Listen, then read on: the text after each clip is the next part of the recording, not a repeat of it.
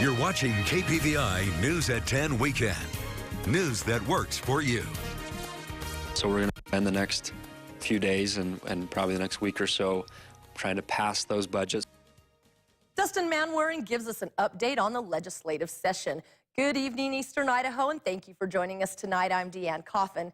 State legislators are just a couple of weeks away from wrapping up session at the state capitol in Boise. State Representative Dustin Manwaring stopped by KPVI today to give us a legislative update.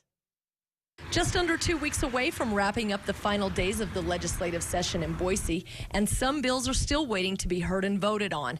One of those bills is Bill 139, the Cosmetology House Bill, a bill that has three major parts to it.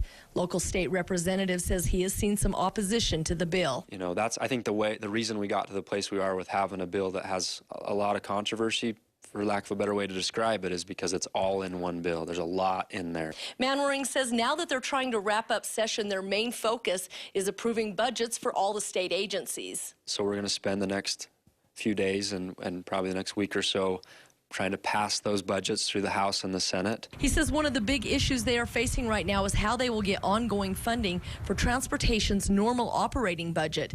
The other big issue is tax relief. I'm cautiously optimistic that there will be some form of tax relief, but I'm very guarded also about that because we're going on 8 years since our last recession, and I'm one that wants to, if we have extra money in the budget, I would like to see that actually go to a rainy day fund or into a savings account. And then there is the hot topic of Abortion Bill 250, a bill to repeal a law that was passed in 2015 to ban telemed abortions in Idaho.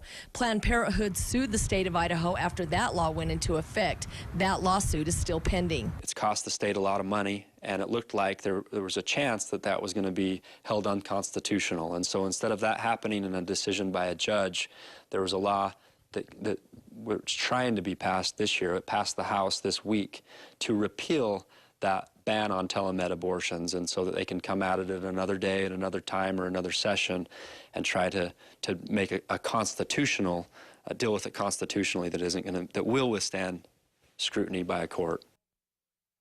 Manwaring says they are hoping to wrap up the legislative session by March 24th.